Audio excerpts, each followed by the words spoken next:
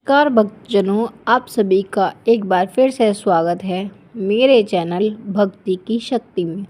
आज हम रमा एकादशी के व्रत के बारे में जानते हैं। रमा एकादशी का व्रत 28 अक्टूबर सोमवार को है। इस दिन ब्रह्मा और इंद्र योग में रमा एकादशी का व्रत रखा जाएगा।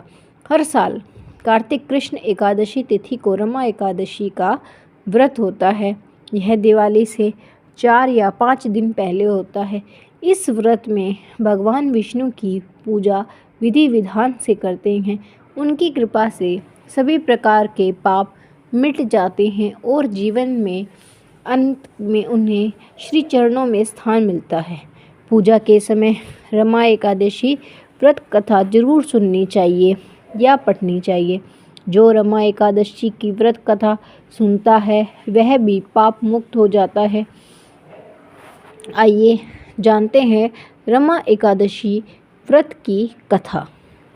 एक बार धर्मराज युधिष्ठिर ने भगवान श्री कृष्ण से कार्तिक कृष्ण एकादशी व्रत की महत्ता और विधि बताने का निवेदन किया। इस पर भगवान श्री कृष्ण ने कहा कि यह एकादशी रमा एकादशी के नाम से प्रसिद्ध है। जाने या अनजाने में जो व्यक्ति पाप किए होते हैं उनको यह व्रत करना चाहिए। विष्णु कृपा से वे पाप मुक्त हो जाते हैं और मोक्ष के अधिकारी बन सकते हैं। इसकी कथा कुछ इस प्रकार से है। एक नगर में राजा मुचुकुंद का शासन था। वह पूजा पाठ दान पुण्य करता था। उसकी एक बेटी थी जिसका नाम चंद्रभामा था। उसने राजा चंद्रसेन के बेटे शोभन से अपनी बेटी का विवाह कर दिया। शोभन एक दिन ससुराल आया। उस समय रमा एकादशी का व्रत आने वाला था। मुचुकुंद के राज्य में सभी प्रजा एकादशी व्रत रखती और उस दिन कोई भोजन नहीं करता। चंद्रभागा शोभन को देखकर चिंता में पड़ गई, क्योंकि उसका पति दुर्लभ था और बिना भोजन के नहीं रह सकता था। रमा एकादशी से एक दिन पहले ही राजा ने घोषणा करा दी थी कि एकादशी पर कोई भोजन नहीं करेगा। यह बात जानकर शोभन चिंतित हो गया।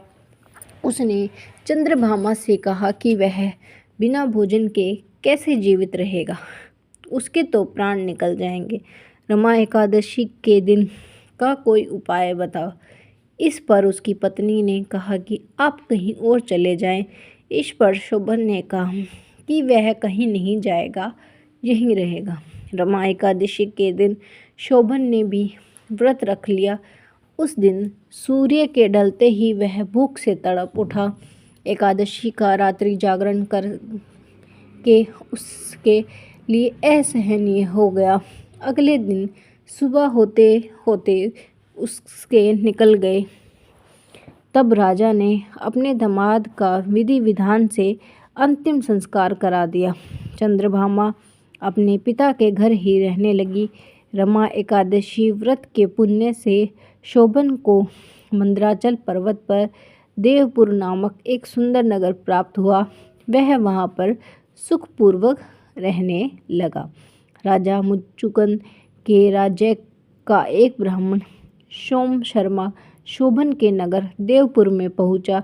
उसने शोभन को देखकर पहचान लिया कि वह चंद्रभामा का पति है। उसने शोभन को बताया कि उसकी पत्नी चंद्रभामा और ससुर मुचुकुंद सब सुखी हैं, लेकिन आपको इतना सुंदर और समृद्धि राज्य कैसे प्राप्त हुआ। शोभन ने सोम शर्मा को रमा एकादशी व्रत के पुण्य प्रभाव के बारे में बताया। उसने कहा कि उसने रमा एकादशी का व्रत बिना किसी श्रद्धा के किया था, इसलिए यह राज्य सुख वैभव अस्थिर है। उसने कहा कि आप चंद्रभामा को इस बारे में बताना, तब यह स्थिर हो जाएगा। वहाँ से वापस आने के बाद उस ब्राह्मण ने चंद्रभामा को पूरी बात बताई। इस पर चंद्रभामा ने उस ब्राह्मण को शोभन के पास ले जाने को कहा। तब सोम शर्मा ने चंद्रभामा को अपने साथ लेकर मंदराचल पर्वत के पास वामदेव ऋषि के पास गए। उस ऋषि ने चंद्रभामा का अभिषेक किया, जिसके प्रभाव से वह दिव्य शरीर वाली हो गई। उसके दिव्य गति प्राप्त हुई। फिर वह अपने पति शोभन से मिली। वह शोभन की बाईं ओर बैठ गई। उसने अपने पति को एकादशी व्रत का पुण्य फल प्रदान कर दिया। इससे शोभन का राज्य प्रलय काल के अंत तक के लिए स्थिर हो गया। इसके बाद चंद्रभामा अपने पति शोभन के साथ सुखपूर्वक रहने लगी। जो भी व्यक्ति रमा एकादशी का व्रत करता है उसे पुण्य की प्राप्ति होती है। यह कथा रमा एकादशी व्रत की थी। धन्यवाद।